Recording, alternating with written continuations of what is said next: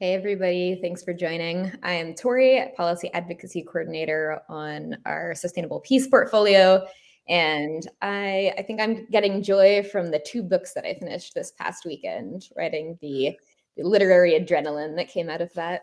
I'll pass it to Amani. Nice.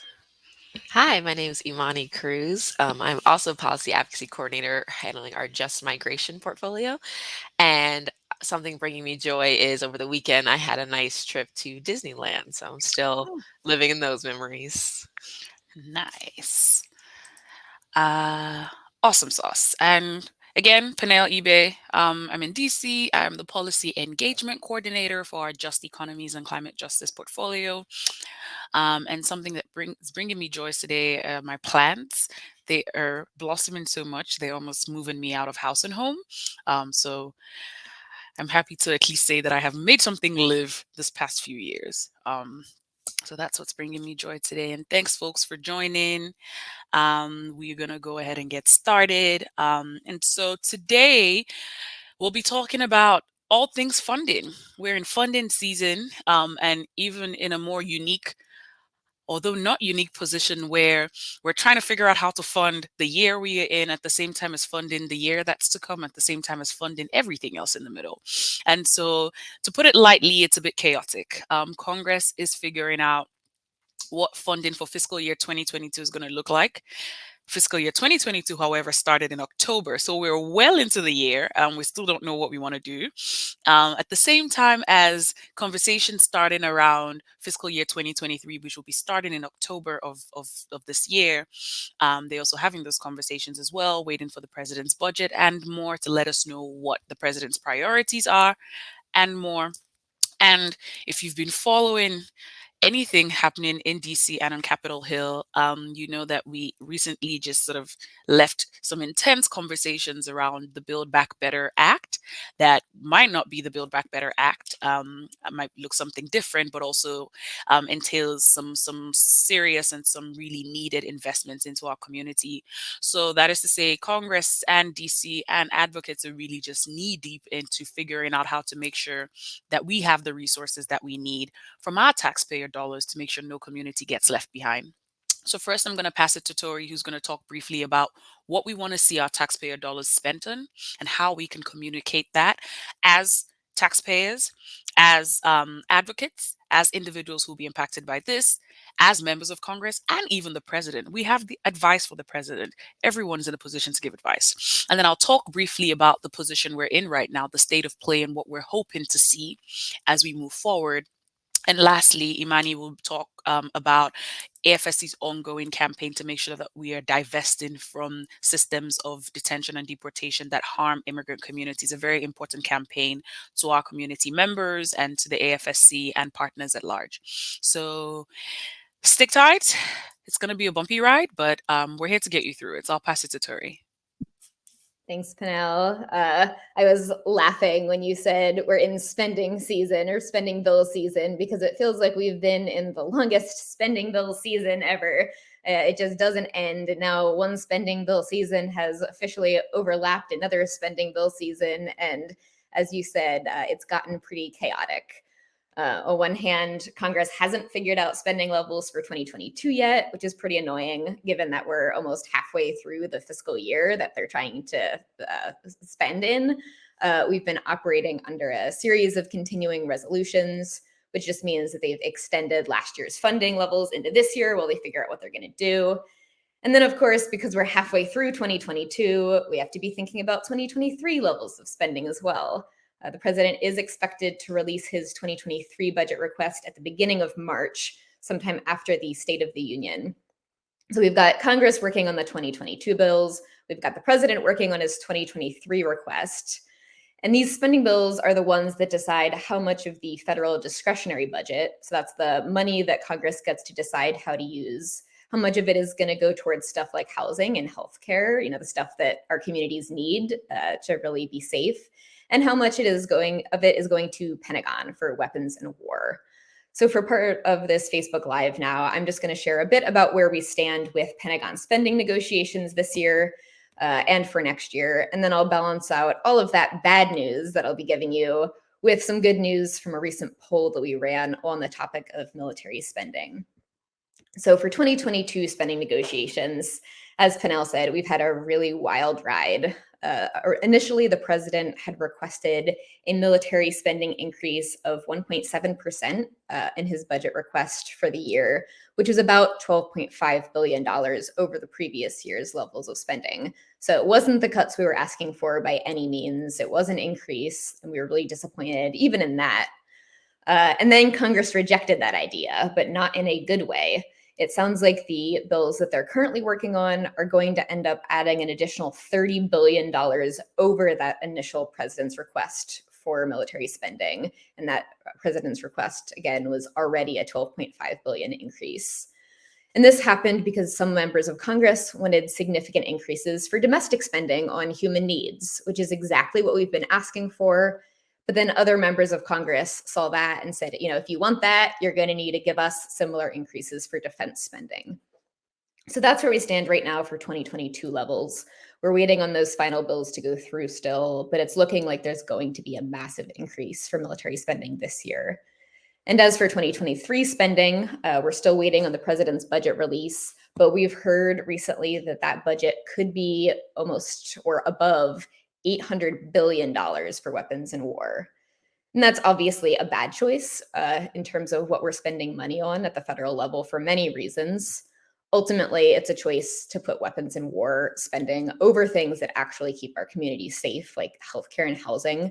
That war spending directly contributes to death and displacement of people around the world, and it also has devastating environmental costs. And the Pentagon has also never passed an audit. There's notorious waste, fraud, and abuse happening here. But in addition to being the wrong choice, we've also recently found that the US public wants exactly the opposite. Cutting defense spending in order to invest in our communities is the popular choice. So this is the good news that I was talking about after all of the relatively sad news around military spending negotiations. We ran a study recently that polled over 1,200 US adults, and we found that 56% of US adults support cutting Pentagon spending in order to invest in our communities. So we have a blog post up that goes into more detail around the findings of that study. We asked a whole variety of questions that covered everything from dialogue with China to the impact of the military on the environment, and got some really exciting news about what people are prioritizing and what they want to see our federal budget spent on. We also, were able to share more information about Pentagon spending with the respondents to this survey, and found that after learning more about where Pentagon spending goes and how it's used, support for cutting that spending and reinvesting it into our communities instead went from 56% to 60%. So we learned a lot about how to talk about cutting Pentagon spending, how to build momentum for cuts.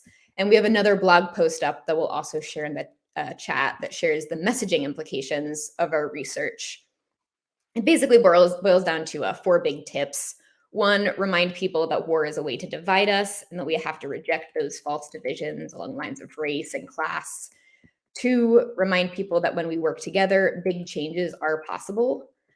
3, share the truth about how this money is spent. A lot of people just don't know where it's going and how it's being wasted. And 4, remind people about what's actually important, things like healthcare, economic opportunity, and housing. And when we mix all of those 4 things together, we found that people really resonated with the idea of making cuts to this spending in order to invest in communities. So that's a little bit about where we are right now with Congress and the president and their budgets and where they're deciding to invest our money. The short answer, they are continuing a long trajectory of putting the Pentagon over the well-being of our communities. It's not surprising, but disappointing as always. So I encourage you to check out the links that we've put in the chat.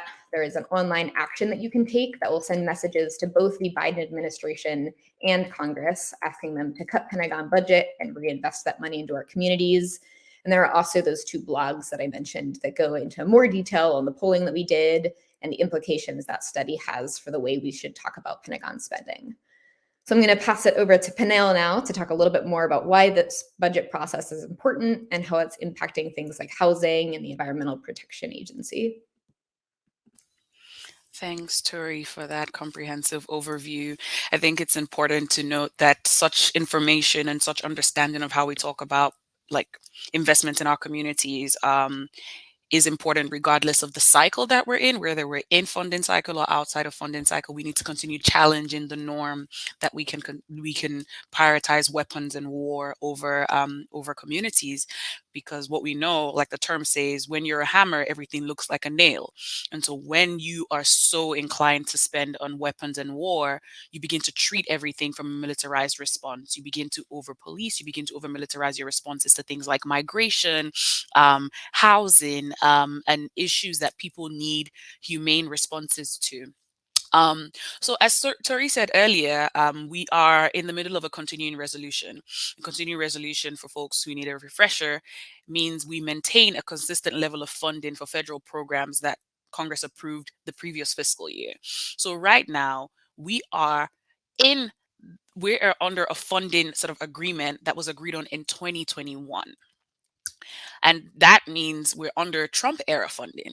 So very different administration, very different makeup of Congress, and obviously very different priorities. And we are currently under this continuing resolution bill to March 11th. So this is the third time that Congress has extended this sort of previous funding levels through March 11th. And this third attempt, is to buy a little bit more time to negotiate a final spending package that will include funding bills for fiscal year 2022 and avoid another short-term spending continuing resolution or a year-long spending continuing resolution. So if they have to pass another continuing resolution, it probably would take us all the way up until October 1st before fiscal year 2023 kicks in. This is not promising. And the Republican side, who are in the minority right now in Congress, their ongoing reluctance to join negotiations over 2022's appropriation bills that caused this continuous delay raised the prospect that a continuing resolution for the year, largely freezing program funding at 2021's levels, could remain in place. Um, so what that means is that even though they're having negotiations, like Tori said, they're asking for a lot more funding for defense. Every time the Democratic leadership wants more funding for human spending, the Republican leadership is asking for an increase on defense spending. We might see ourselves in another long-term CR, or even worse, a government shutdown. It is not impossible. It's happened before, and we know the devastating impact of this. A year-long CR, really, and why we are concerned about continuing funding levels from fiscal year 2021 all the way up until fiscal year 2023 is because it is effectively a cut. Rising costs, especially in the pandemic, following the pandemic and the impacts of decisions of corporations to gouge prices and more, rising costs of living mean fewer services can be provided with the same amount of money. Furthermore, it will lock in last year's funding priorities, like I said, of the Trump era, and ignore the new year's needs. It would ignore the level of needs that have been brought about because of this the new wave of infections due to the Omicron variant and more. And it would also fail to provide many important investments that President Biden in his 2022 budget dictated, which is of concern to our community. So while they are negotiating funding bill for fiscal year 2022, we need to make sure that, one, they do not resort to a year-long continuing resolution as a backup plan. They avoid a shutdown at all costs, and they increase funding levels for non-defense spending in their final fiscal year 2022 funding package. That increase in fiscal year 2022 is very important as we go into negotiations for fiscal year 2023. Um, Many departments, many programs, a few I will talk about now, will be harmed if the path chosen by Congress is to continue extending the CR and kicking their responsibilities further down the line. For example, the EPA, the Environmental Protection Agency, will be negatively impacted by a CR. It would essentially sabotage their funding level, keeping it at very low levels, and keep them funded for a workforce that is at its smallest level since the 80s. So it would starve the agency of new resources to begin to rebuild, to protect the nation's air, land, and water, which is particularly something that impacts the lives of communities, especially communities of color and marginalized communities. We are currently in an existential crisis of climate change that needs us to be more diligent and more deliberate with our actions, and it will sabotage the ability for EPA to engage in that and really address the toxic legacy of environmental injustice.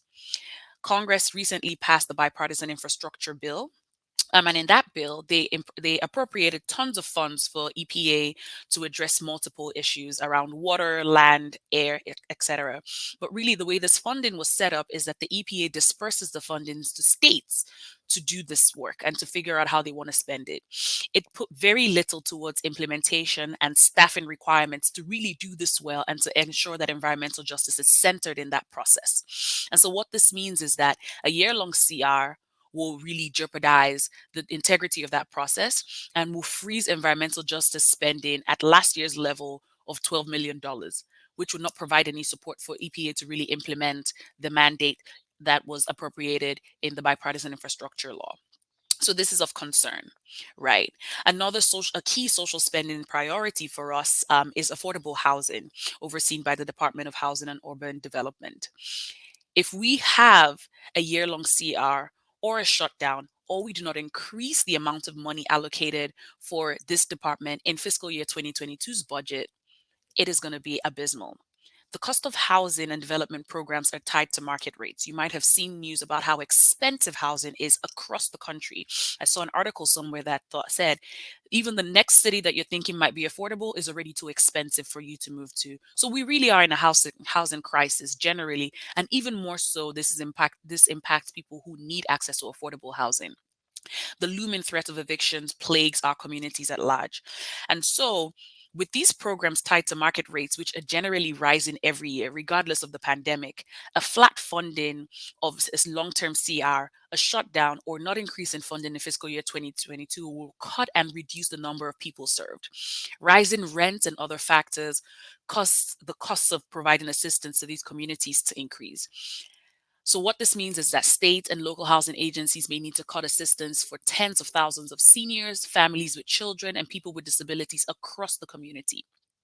Like I said, eviction rates are increasing. People are threatened by eviction. We see a lot of landlords taking advantage of communities who do not have representation. Over two-thirds of reported complaints of housing discrimination is investigated by private nonprofits, fair housing organizations. AFSC is involved heavily in making sure that community members get access to affordable housing and are not discriminated against in our programs in Atlanta, in Denver, in New Hampshire, and more. These organizations, like our partner organizations, rely on multi-year grants awarded through the Department of Housing to make sure that they offer direct services to these victims of discrimination and more. Continuing resolutions continue to delay these award cycles, putting in jeopardy sort of strategically designed multi-year investigations to make sure that we're rooting out housing and lending discrimination against communities of color, marginalized communities, immigrants, people who are formerly incarcerated. And so if these communities are forced to adjust every time Congress decides to extend the CR or they don't increase funding, what this means is that we have closed doors and reduce the level of services we offer to victims of discrimination. This will mean that some homeowners who operate affordable housing cannot continue these operations because of inadequate funding. And above all of this, Congress cannot afford a shutdown. Our communities cannot afford a shutdown, especially in a pandemic. It will exacerbate these issues and it will create new hardships for low income households across the country. And the last thing is, if the CR is extended through the end of the current fiscal year, it's likely to be extended into the next fiscal year as well, because we have upcoming midterm elections and we don't know what the makeup of Congress would be. And if these differences aren't resolved, it will be extended for all of 2023, increasing shortfalls and locking in place old priorities from the previous administration. And so our demand is that Congress must enact inadequate 2022 funding levels for the nation's needs to address social spending, rather than punting through another short-term CR or a long-term CR, or not increasing funding for non-defense budgets. And so now I'll pass over to Imani to talk about what it looks like to ensure that when we're advocating for funding, it's not misguided. We're talking about the funding, and we're remembering communities who are oftentimes left out of the conversation of what it means to put to invest in humane spending and have a moral budget. Imani? Thank you. Um, Building off of that, as far as immigration, what we really are wanting to see in these upcoming budget talks is a major reduction in the funding for immigration enforcement agencies such as ICE and CBP. These agencies are known for committing awful atrocities against immigrant communities. We've seen this in things like family separations. We've seen, zero tolerance policy where they were taking children from families at the border, but it's also continued in parental separations now, and kind of the increased detention of separating families because families aren't supposed to be detained together. We've also seen unlivable detention conditions, especially in times of COVID, where people aren't having adequate water, food, housing, or even medical care. We're seeing archaic enforcement practices like what we saw at the border of Texas against Haitian migrants. And there have been numerous reported deaths under ICE and CBP's watch. And these agencies are constantly rejecting oversight and accountability, and these atrocities are continuing. So we want to see reduction in funding for these agencies that are wasting more than $23 billion each year to commit these horrors. In addition, we want to see a reduction in detention numbers. These agencies are detaining people unnecessarily and in awful conditions, and are spending more and more money each year to detain more people that are usually not have any kind of crimes committed against them other than the fact that they are not from this country and that they are seeking asylum. We've kind of been concerned with these funding levels because Biden's budget request or budget proposal made in 2021 actually showed increases for these agencies. ICE was requested $500 million of increase, and CBP was requested for $1 billion in increases. And these included increases in numbers for detention as well, enough funding to detain about 30,000 people per day in immigration detention, and an additional 2,500 people in family detention. And while we've seen reductions in private prisons at the federal level, which was a campaign promise of Biden, we have not seen this in immigration detention. And we've actually seen the opposite. We've seen many of these private prisons being now expanded and turned and converted into immigration detention centers. So this is really concerning, seeing that this is harmful to our communities, harmful to these populations that are really here to just seek asylum and also just seek a better life through a very legal right that they have to immigrate to the United States. And so we really want to see these cuts in funding, because this money can definitely be reinvested into our communities, into programs that Panal was talking about, into different immigration systems that are helping clear backlogs of visas, clearing court backlogs, but ways that can actually create a fair and just immigration system and allow people to come into this country. In addition to these funding levels, we've also kind of been concerned about the fact that we've seen an increase in what is called alternatives to detention programs. Alternatives to detention is, in general, a term kind of used to try to have a system so that people can enter into the country and not be detained, which is something we want, but the way that the government is talking about going about it is still concerning. Currently, there's about 180,000 undocumented immigrants that are under monitoring programs that receive either ankle bracelets or tracing devices through phones or smartwatches. And we're concerned with the increase in this surveillance tech, with immigrants that are released, but also at the border. So while there isn't necessarily talks about increasing border wall funding, there is a lot of talks about increasing this border wall surveillance tech. And it's very concerning. We've seen reports that they're going to be using robot dogs at the border, and that we've already seen kind of the harms of over surveillance and kind of people losing access to their privacy, whether they be citizens or non-citizens. It is still a concern, and it is not something we want the government to invest in. now there is much talk about a new alternative detention program where people are basically put under house arrest, and so that they're monitored at their home and they're forced to be detained at their home rather than under federal detention centers. And while this is more cost effective, this is still, unjust and kind of over surveilling a population that it is militarizing something that does not need to be militarized. And as Panal mentioned earlier, once everything is militarized, it seeps into other things. This isn't just something that is going to be strictly for immigrant communities. The investment in this border tech and this militarization is harmful for all communities, and it's harmful for general privacy and people's right to privacy. These alternative detention programs, or these over surveillance programs, are have been greatly increased recently. So I said earlier, 180,000 people are currently in these programs. And for reference, before Biden took office, there was only about 35,000 people in these programs. And Congress has actually requested funding to increase it so that 350,000 people could be put into these programs. And so this is kind of now being seen as the new form of detention, and this new kind of way to over monitor and these communities. And it's very harmful. So we want to see a cut in these agencies, and a cut in these programs, and a cut in detention. And so we do have a blog that talks about kind of how you can discuss what we call the Defund Hate Coalition, or the Defund Hate campaign, to defund these hateful agencies and these hateful practices. And then we also have an action where you can send a letter to your members of Congress stating that you support a reduction in ICE and CBP funding. And then also wanted to link just a report from Axios talking about these alternative detention programs. There's still information coming out about them, and we'll still be learning about what Congress and what the government is discussing on how to roll out these programs. But it's still concerning, as they're being piloted already in a couple of cities, I think Houston and Baltimore. And we do not want to see the increased monitoring, the increased detention of our communities. We want to see these reinvested into programs that allow our communities to thrive and allow people to seek a better life and to grow their wealth. So back to you, Panal. Thanks so much, Imani. So a number of things there to chew on.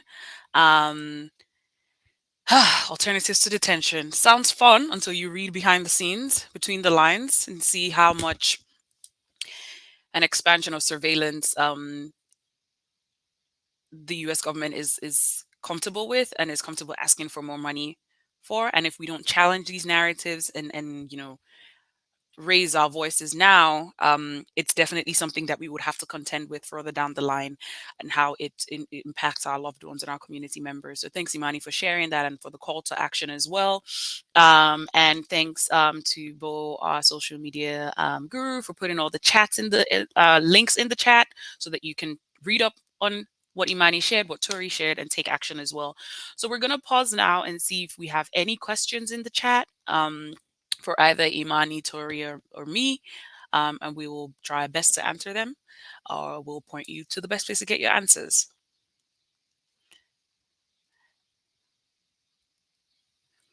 Seen some comments as well from folks, in particular on the conversations around alternative detentions. Our AFSC and Coloradans for Immigrant Rights team is flagging that immigrant right leaders in Colorado are in these alternative to detention programs, unfortunately, and they're very invasive and psychologically detrimental. Most are recent first-time arrivals to the U.S. fleeing harm, and this is a sort of welcome that the government shows them, one of control and mistrust, while a lot of these corporations that are checking in and cashing in on the government's interest to expand alternative to detention programs and making profit off our taxpayer dollars. And I think it's important, right, to say we do not want our taxpayer dollars to welcome people in this way. The money is there, and we can use it in a humane welcome that does not affront people's dignity and their mental health. So thanks for sharing that, and for just flagging that, we do know people that are impacted by this, who we continue to live with and work alongside to ask for change and to demand change from our elected officials. Any other questions? Just pause. I know there's a little bit of a lag when you pop questions in the chat for us to see it. So we'll just give it a minute or two to see if any questions come in. As we wait for some questions, I'll just thank the AFSC Colorado folks for bringing in the corporate aspect here. The federal budget doesn't just fund government activities, it also ends up in the hand of corporations and all of the issue areas we talked about today, from Pentagon spending to immigration detention. There are corporations actively lobbying for this money to be spent for harmful purposes, and they're profiting off of the pain of the people that end up caught up in those systems, whether it's Raytheon and Lockheed Martin advertising their weapons for use all around the world, or BI trying to increase the use of ankle shackles in the immigration system. So we have to keep both the government accountable and the corporations who are the end recipients of this money and promoting these really harmful uses of that money accountable as well. Yeah, thanks, Terry, for flagging that. Super important. There's many cooks in this kitchen, unfortunately. And I see another question here. On the trade-off of Pentagon and human needs, you mentioned that they want to see similar increases to the Pentagon for human needs, but are they similar in increase? So I think the point, I touched briefly on it and Tori did as well. There's this false narrative of parity. And so Republican leaders in particular are saying that they want to see parity in defense spending and non-defense spending. And so any increase that we are asking for in non-defense spending on housing, education, healthcare, environmental needs, water, whatever it is, they're asking to see a similar or proportionate increase in defense spending as well. So they're saying every time we ask for human needs, they want to see more spending on weapons and war, which is just a ridiculous, very, very ridiculous demand. That is just very ridiculous is the only word that I can come up with. To think that our elected officials are asking that we don't see human needs as something that needs to be invested in, but will only be something we invest in if we pour more money into weapons and war. And so that's something we have to challenge. We have to challenge that. It sounds like sound political advice or sound political suggestion, but it is detrimental. It is terrible. It is immoral. And all it does is just continue to entrench our economy, our communities into a militarized state of being and a militarized state of interacting with other countries as well. And we know for the fact that the Pentagon is the single most polluting entity that ever existed aside from a country. Both the use of fossil fuels and the emission of greenhouse gases. And so every spending decision we make that increases the scope of the Pentagon and of defense spending, we sort of, I guess we take multiple steps back in our climate justice goals, in addressing climate change, in moving our economy away from a fossil fuel economy. And so we really just, we undermine our goals by saying that we need to put an extra dime in the Pentagon spending budget. So that was the analysis that they were pushing as a way that they will come to the table to negotiate fiscal year 2022 spending. And that is something that we're actively pushing back against and hoping that elected officials will not settle for such a decision. Yeah, and just to jump in on this, more specifically on is there similar increases happening here? To give credit where credit is due, Biden's original budget request, I had mentioned that they increased the defense spending by 1.7%. The increase for domestic, non-defense, defense used in the way that they use it, was 16%. So it was a significantly larger increase for those good programs than for the militarized spending. However, sort of the argument that then happened in Congress is we're not giving you those increases that you want on that side unless we bring the militarized spending up. So there was an attempt on the part of the Biden administration to prioritize the domestic part of the discretionary budget, and Congress just was not interested. So we need to make sure Congress continues to hear our interest in increasing domestic spending and human needs and addressing human needs. So we are a little bit over time. I hope we've addressed all questions. Thank you all so much for joining us. If you're watching this video in your own time and not live, thank you for taking the time to listen. Feel free to pop questions in the chat, and hopefully we can get to it through our social media support. But do have a good rest of your day. Stand up for something good, for something right. Be nice to people, and get some sun. Thank you all so much. Thanks, Tori and Imani, for sharing. And yeah, we'll see you same place, maybe a different time with even more cool AFSC staff to talk about the work that we're doing.